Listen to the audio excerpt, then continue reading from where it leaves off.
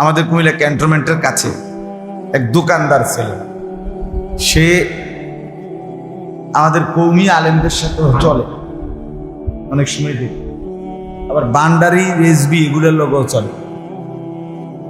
ছেলেটা গান বাদ্যও যায়। তা আমি হেরে একদিন বললাম, ভাই আপনি এইটা কোন দশা, আপনি দুনো দিকে চলেন, হুজুর উদ্দেশ্য তো বেহেশতে যাও, হাসরের ময়দানে দেখ যাইয়া দেখ যেই দল বেহেশতে যাইতেছে আমি হে বললাম যাবো।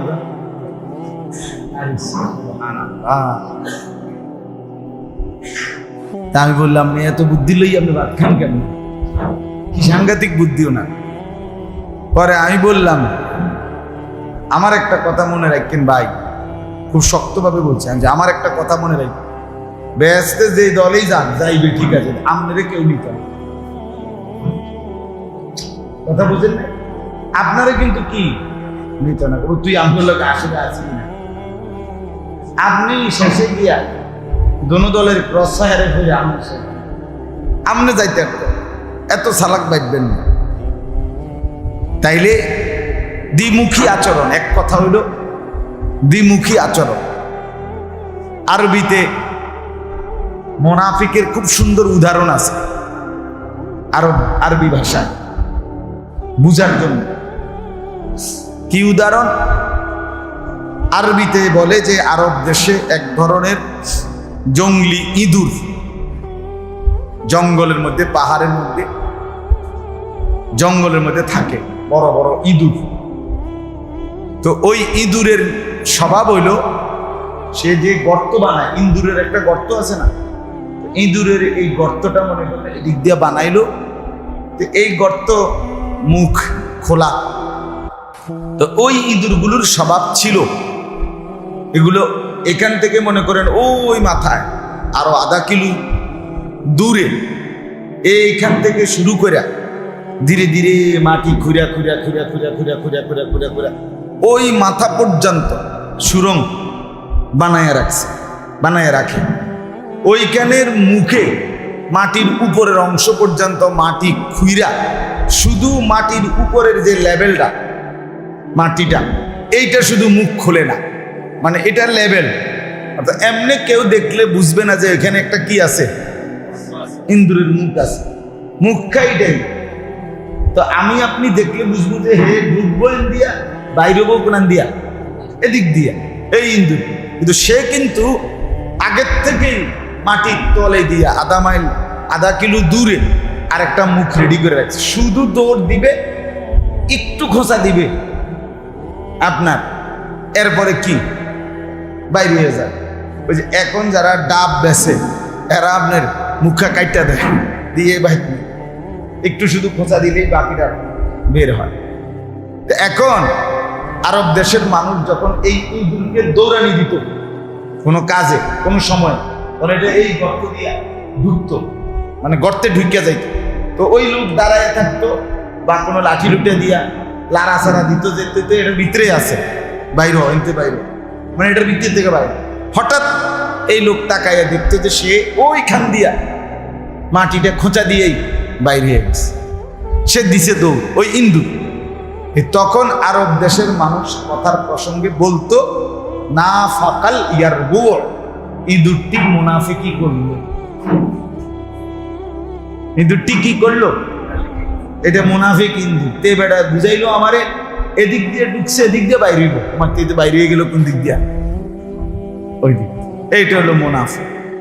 তাহলে ইমানদার তো সে যে ঢুকছে ইসলামে, বের হবে ইসলামে, যার জিন্দিগি রাতও ইসলাম, দিনও ইসলাম, যার সকালেও মুসলমান, দুপুরেও মুসলমান, একাকিতেও মুসলমান, সবার সাথেও কি মুসলমান, হাসবেও ইসলাম, কাঁদবেও ইসলাম, সুখে থাকলেও ইসলাম, দুঃখে থাকলেও ইসলাম।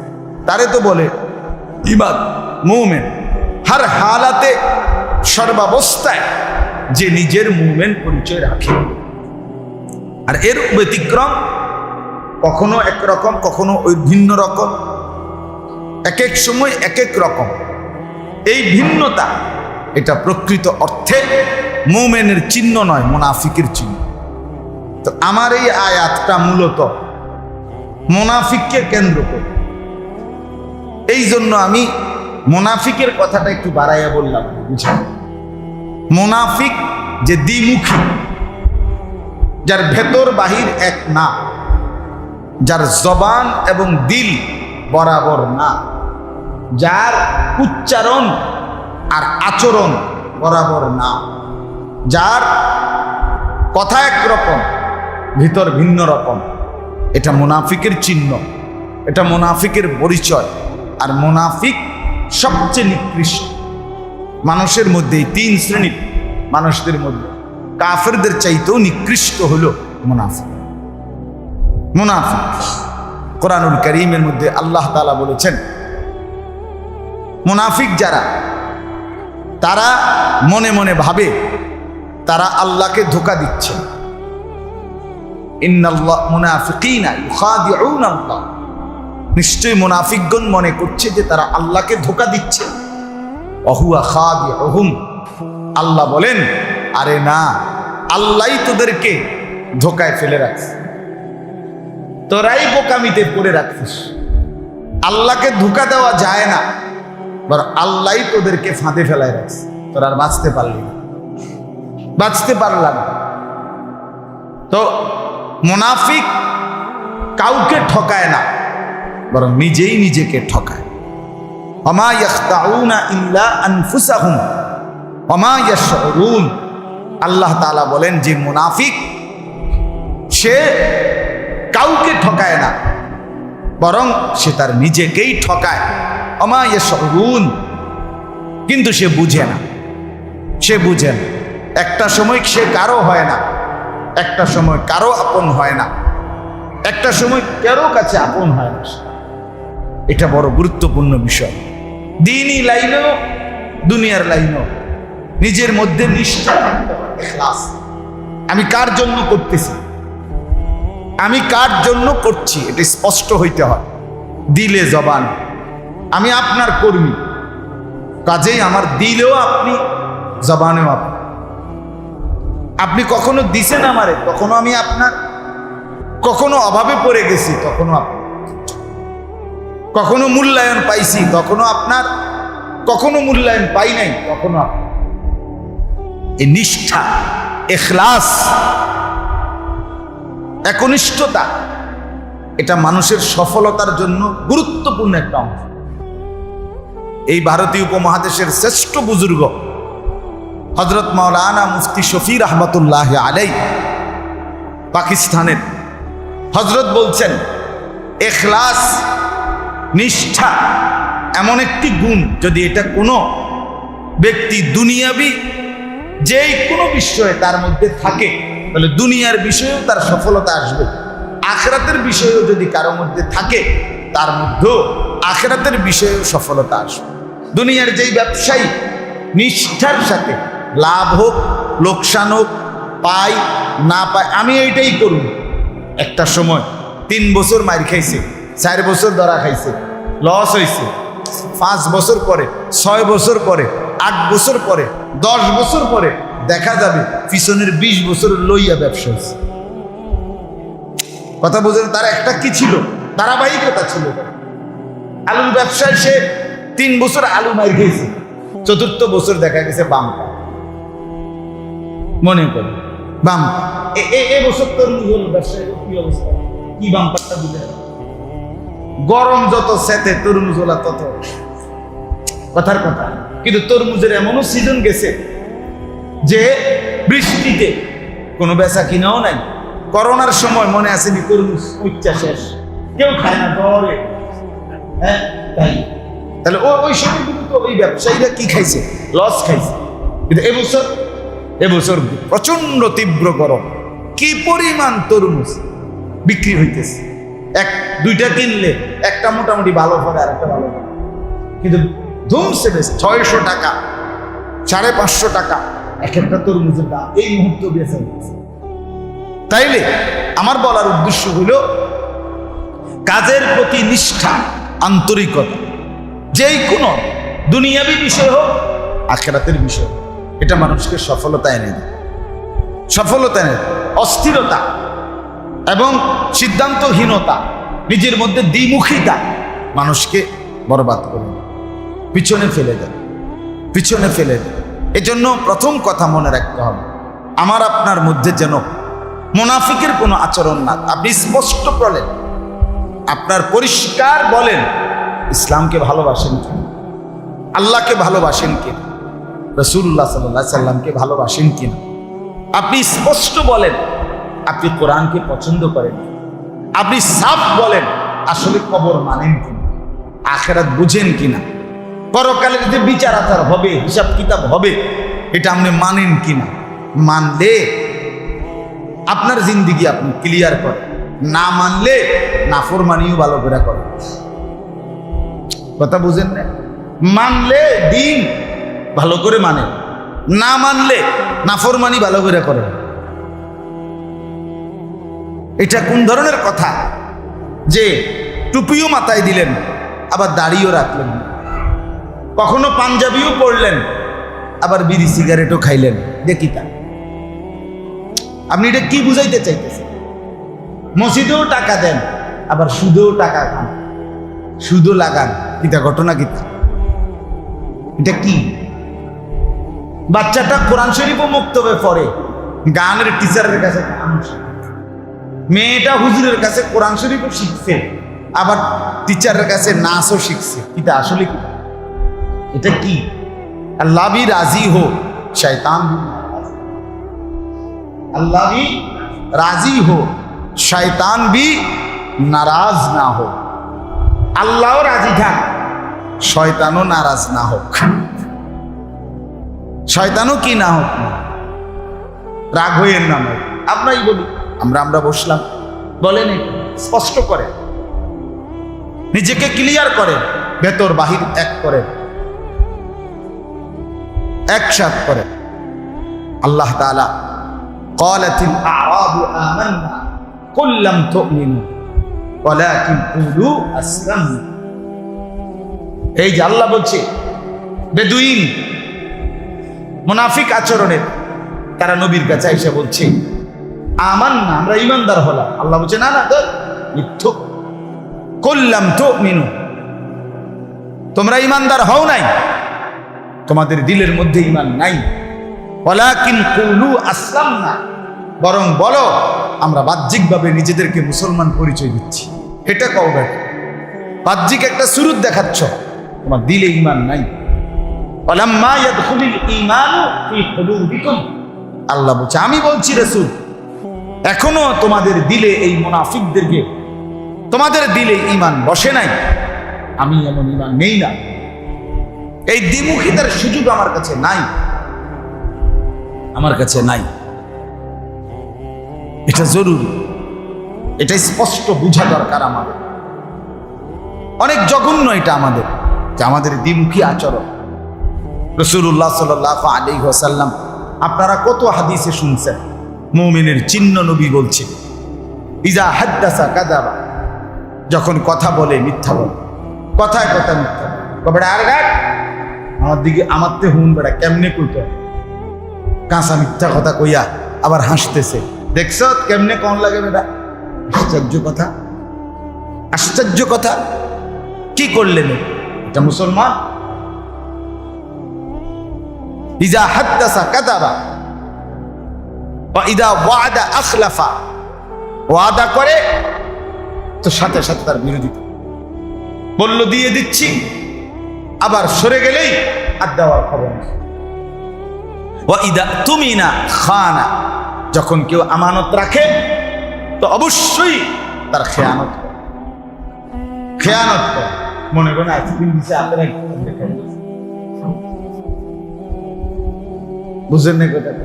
মোবাইলটা দিছে হাতের একজনের, টিপটা করি উদাহরণ দিলাম আর কি, অর্থাৎ খেয়ানত করে। হ্যাঁ, বা ইদা খাসামা ফাজারা, এটাও হাদিস। রাসূলুল্লাহ সাল্লাল্লাহু আলাইহি ওয়াসাল্লাম বলছেন, মুনাফিকের এটাও একটা চিহ্ন, কারোর সাথে সামান্য তর্ক লাগলেই গালিগালাজ শুরু করে, গালিগালাজ শুরু করে, তো মুনাফিক, মুনাফিকের চিহ্ন। কোরআনে আল্লাহ তাআলা বলছে মুনাফিকের চিহ্ন কি? ফাইজা কামু ইলাস সালাতি কামু কুসালা। যারা মুনাফিক তারা কেমন হয়? আল্লাহ বলে তারা নামাজ পড়ে অলস হয়, না ফাইতে দাঁড়াইলাম আমি, রুকু দেয়, উতায় করে কি সদবদ, এই অলস ভঙ্গিমায় নামাজ পড়ে মুনাফিক। লা ইয়াযকুরুন আল্লাহ, আল্লাহর জিকির করে না, ইল্লা কালিলা, সামান্য ছাড়া। খুব দ্রুত গতিতে তাসবিহাত আদায় করে। আল্লাহ কোরআনে বলছেন এটা মুনাফিকের ছিল। নবী সাল্লাল্লাহু আলাইহি সাল্লাম বলছে তিলকা সালাতুল মুনাফিক, ওইটা মুনাফিকের নামাজ। তিলকা সালাতুল মুনাফিক, ওইটা মুনাফিকের নামাজ। তিলকা সালাতুল মুনাফিক, ওইটা মুনাফিকের নামাজ। তিনবার বলছে কথাই। কামা ফানাক্কারা আরবাআন, দাঁড়াইলো আর 4 রাকাত নামাজ যেন 4টা ঠোকর দিল। লা ইয়াযকুরুনাল্লাহা ইল্লা কালিলা, ভালোভাবে তাসবিহগুলো পড়লো না, সামান্য সামান্য। এবছর আমি এক জায়গায় তারাবি পড়ছি, উমরার থেকে আইসা 8টা বাজে এশার নামাজ শুরু হয়েছে, খতমে তারাবি কারেক্ট যখন 9টা বাজে, এই 1 ঘন্টার ভিতরে এশা 2 রাকাত সুন্নত, 20 রাকাত খতম তারাবি শেষ, খালাস করলো তারাবি। আমারে মসজিদের ওয়ালারা বলল হুজুর বিতিরটা আপনি পড়াই দেন। আমি বললাম আমি বিতির পড়াইতে রাজি, তবে শর্ত হইল বিতিরের পরে 15-20 মিনিট বলতে আমার হুজুর কথা আছে, তাইলে আমি বিতির পড়াবো। কাজ হুজুর আপনি কইলে আধা ঘন্টা 40 মিনিট, সমস্যা নেই, আপনি আমি এই তো আপনার টাইমে হালাইছি। এরপরে বললাম বিতির পড়াই, কামটা করলেন কি?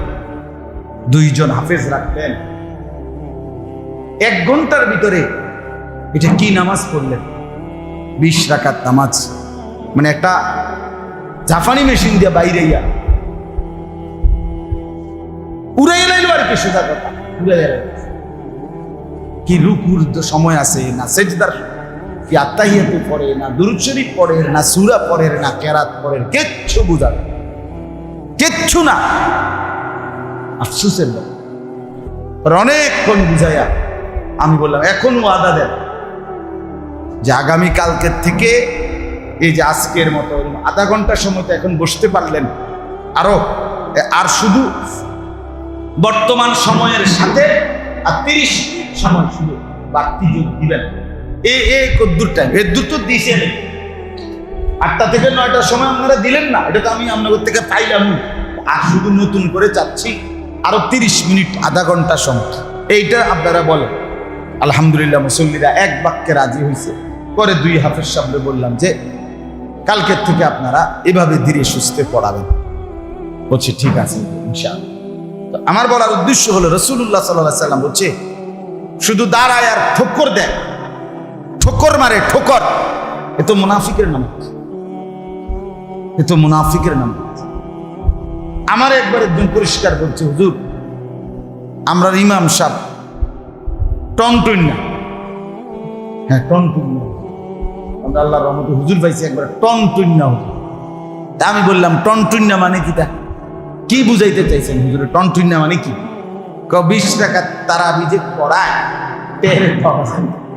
আল্লাহু আকবার, কত বড় সৌভাগ্য আপনার। 20 রাকাত তারাবি পড়ার পরও আপনার গায়ে ক্লান্তি, কষ্ট অনুভব হয় না, আপনি এটা কি তারাবি পড়েন? তা আমি ওনারে বললাম চাচা আমার নাম আনিসুর রহমান আশরাফি, আমার নাম সহ আপনার এই হুজুরে টনটুন্না হুজুরে কইবেন যে আমি বলছি এই আমনের সহ আর হুজুরের সহ একসাথে হাসরের ময়দানে ফেরেশতা বাইন্দা ফিটবো, কইবেন হুজুরও ফিটবো আমনেরও ফিটবো। আমি কইলাম আমার নাম বললেন, যদি হুজুরে কিছু বলে আমার কি বলতে চাইছে?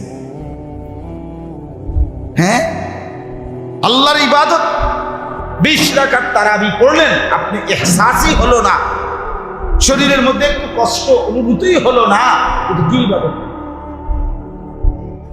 আমরা কিতাবে স্পষ্ট করছি বুজুর্গানে দিন রাত গভীর পর্যন্ত এভাবে ইবাদত করতেন।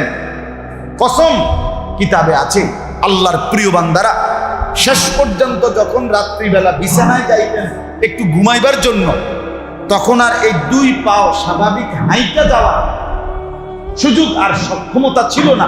হেসরাইয়া হেসরাইয়া পাও টাইনা টাইনা গিয়া বিছনার মধ্যে যাইতেন। এরকম কষ্টের পরে গিয়া বিশ্রাম করতে যাইতেন। কথা তো ছিল।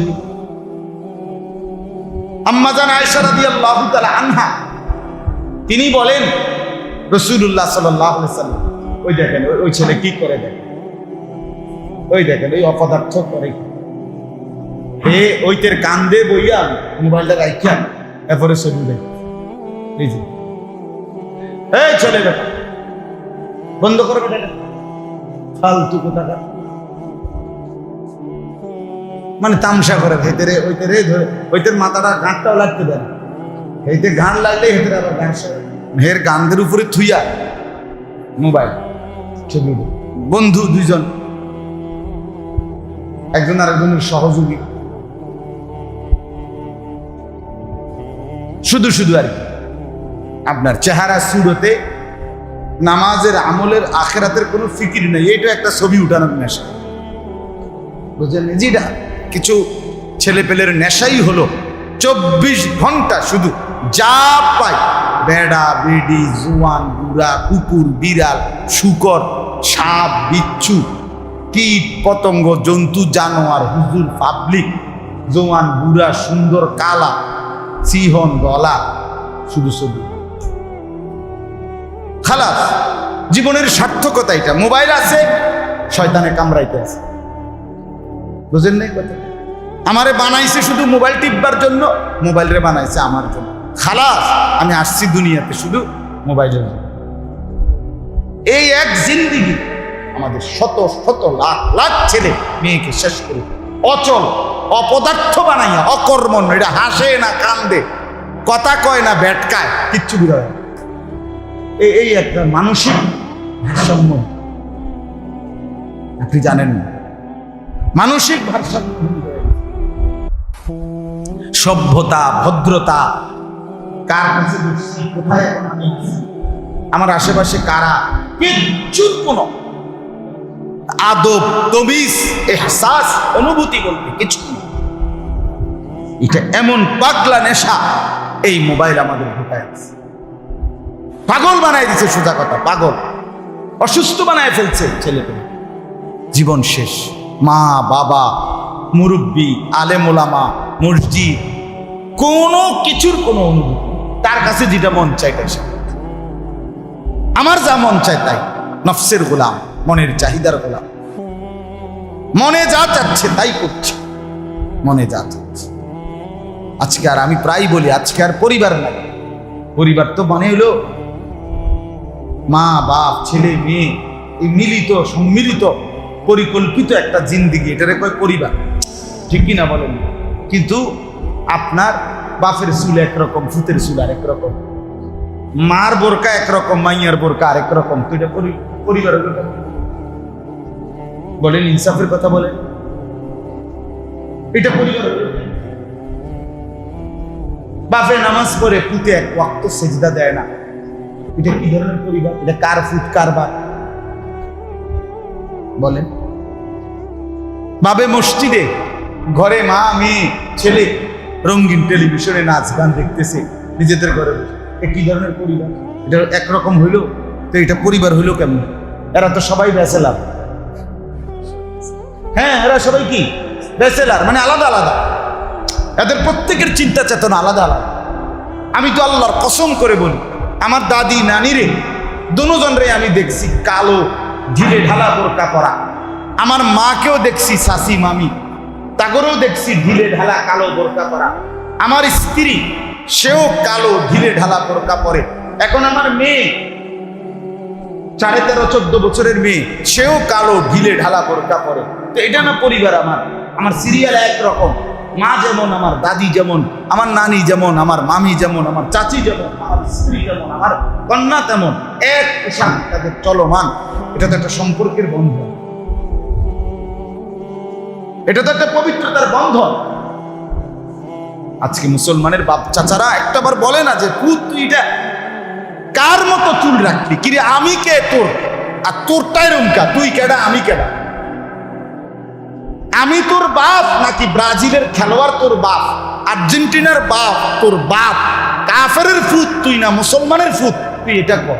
তুই নর্তকীর ঘরে জন্ম নিছ নাকি ইমানদারের ঘরে জন্ম নিছ, এটা বল। আপনি আপনার মেয়েকে জিজ্ঞেস করেন কার ঘরে তুই জন্ম নিলি, তুই মুসলমানের ঘরে জন্ম নিলি না কাফের বেঈমানের ঘরে জন্ম নিলি? কাফেরের চুল, কাফেরের প্যান্ট, কাফেরের ফ্যাশন, বেঈমানেরটা তোর পছন্দ হলে তো তোর রক্তটা তার একবার পরীক্ষা করা উচিত। দেখা এটা ইমানের রক্ত না বেঈমানের রক্তটা দেখা দরকার, তো টেস্ট করা দরকার। সম্পূর্ণ বিপরীত, বাবা মা বংশ ইসলাম ঐতিহ্যের একেবারে বিরুদ্ধা। এটা কি ধরনের কি বলেন?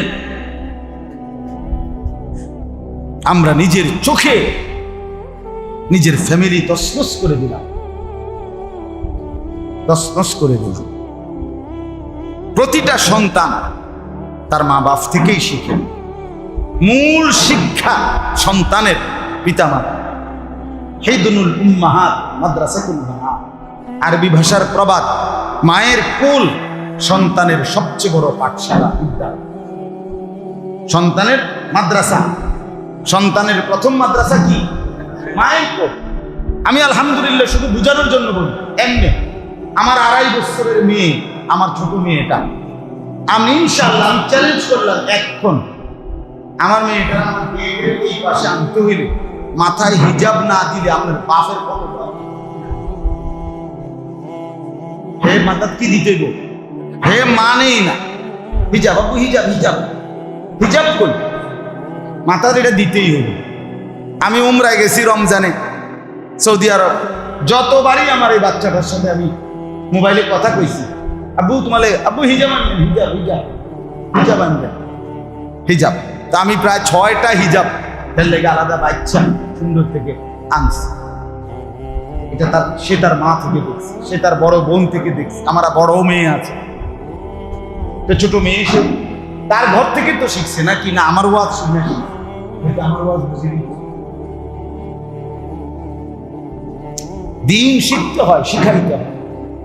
আমরা ছেড়ে দিচ্ছি, ছেড়ে দিতেছি আমরা আমাদের ছেলে, আমাদের পরিবারকে। আস্তাগফিরুল্লাহ, আস্তাগফিরুল্লাহ। এটা আমার অস্থিরতা বাপ।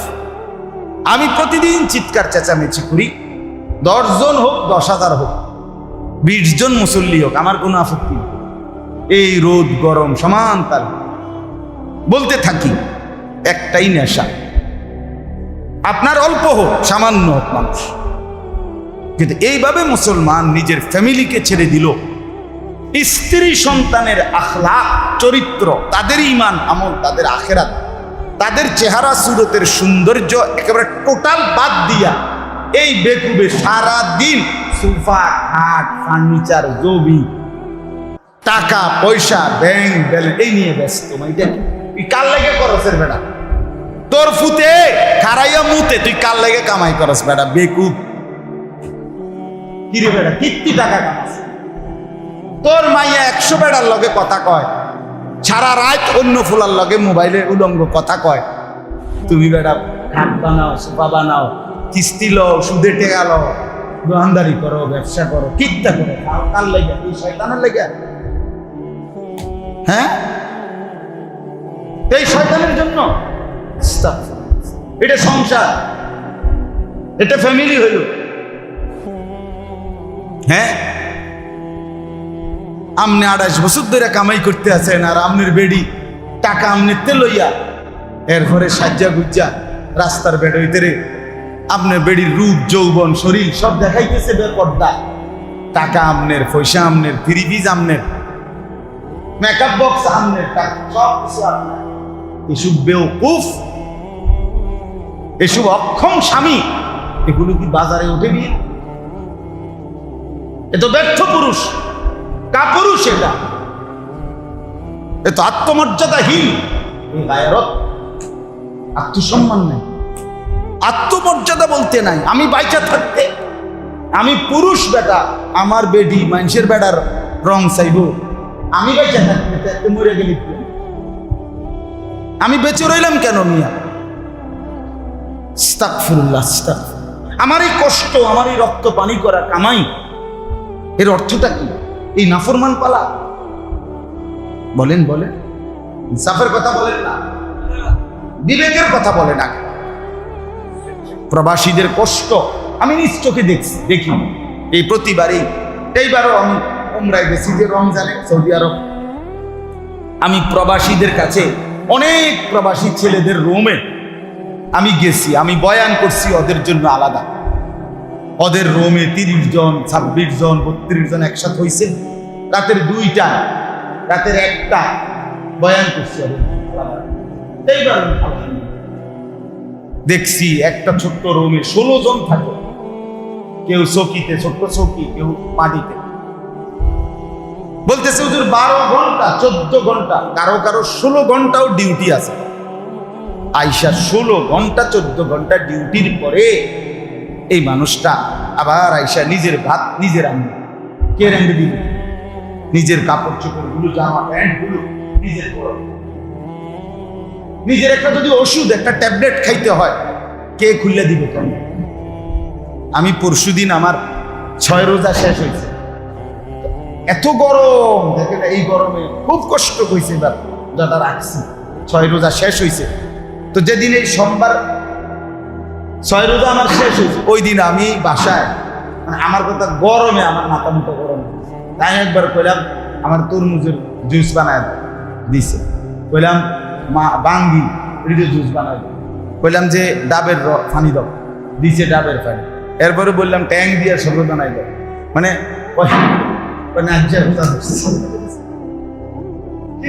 আমার প্রশ্ন হলো, আমার তো বিধি আছে, আমি তাকে যা বললাম সে তো আমারে দিল ব্যবস্থা করে। আমি মনে 2 জগ বিভিন্ন শরবতে খাইছি ওই দিন গরমের কারণে। তাইলে আমার প্রশ্ন হইল, ভাইয়া এই বেচারা 8 বছর 12 বছর, আমি জেদ্দাতে এমন অনেক প্রবাসী দেখছি যারা যে 28 বছর সৌদি থাকে, জিদ্দা 28 বছর, 32 বছর ধরে, 32টা বছর যেই লোকটা, 28 বছর যে তার জীবনের সমস্ত সুখ কোরবানি কইরা বউ বাচ্চার সুখের জন্য টাকা রোজগার করলো। ওই নাফরমানরা যদি দেশে বেপর্দা চলে আর মোবাইল টিপে আর সারা রাত উলঙ্গ ছবি দেখে, এই বেচারার কষ্টের টাকা দিয়া এটা মনটারে মানায় কেন? বলে এটা বিবেকের মানায় কেন? এই বেচারার এই কষ্ট। আমার এক ছেলে বলছে, কসবা বাড়ি, ব্রাউনবাড়িয়া, কয় যে হুজুর আমি 8 বছরে কোনোদিন একজন ডাক্তার এই সৌদি আরবে দেখাইনি, একজন ভালো ডাক্তারের থেকে কোনোদিন কোনো রোগে ওষুধ নেইনি। কেন? কয় এখানে ডাক্তারের ভিজিট, ঔষধ সব মিলাইলে কমপক্ষে 15-20 হাজার টাকা খরচ হয়ে যাবে। এই টাকাটা যদি আবার খরচ হয়ে যায় তাইলে আমি বাড়িতে টাকা পাঠাবো, আমার বউ বাচ্চা তো কষ্ট পাইব, আমার মা, আমার বোন, আমার বউ, আমার বাচ্চাগুলো কষ্ট পাইব। এই জন্য এই ব্যথা বেদনার 1-2টা ট্যাবলেট খাইয়া পড়ে থাকি, আর বাকি টাকাটা কষ্ট করে জমাইয়া বিদেশ পাঠাই, বাড়িতে পাঠাই। তাহলে এই কষ্টের টাকা বেচারা, রক্ত পানি করা টাকা, বিনিময়ে সন্তানের এই আচরণ, বিনিময়ে স্ত্রীর এই আচরণ। এ বুড়ি বাজারে বাজারে ঘুরে, মার্কেটে মার্কেটে বিদেশির বউ, বুড়ির টাকার অভাব নাই, বুড়ির হাতে মোবাইল 2টা, বুঝেন নাই কথাটা? ওনার কোনো অভাব নাই, কোনো টেনশন নাই, অথচ ওই বেচারা জান শেষ। এই জন্য অনুরোধ করলাম, কথার প্রসঙ্গ থেকে চলে গেলাম, মূল বক্তব্য এই কথা বোঝানোর উদ্দেশ্য এই, আপনারা যারা বসছেন এখানে, জওয়ান ভাই কিংবা অভিভাবক, আপনার ছেলে ছোট হোক, মেয়ে ছোট হোক, তা আপনি এখনই অভিভাবক, আপনার পরিবার আছে, আমরা সবাই মিলে ভাবেন আসলে আমাদের কর্তব্যটা কি, আমরা করছিটা কি? ছেলে মেয়ে স্ত্রী সন্তানের সুখের জন্য টাকা রোজগার করতেছেন, কামাই করছেন, তো স্ত্রী সন্তানের চরিত্র কোথায়? 16 বছরের ছেলেটা, 14 বছরের ছেলেটা, এত সুন্দর ছেলে, কোনোদিন ফজরের নামাজ পড়ে না, 1 বছরেও কোনোদিন। আপনি এই জানোয়ার কি পারতেছেন? কিসের সংসার করতেছেন? হ্যাঁ,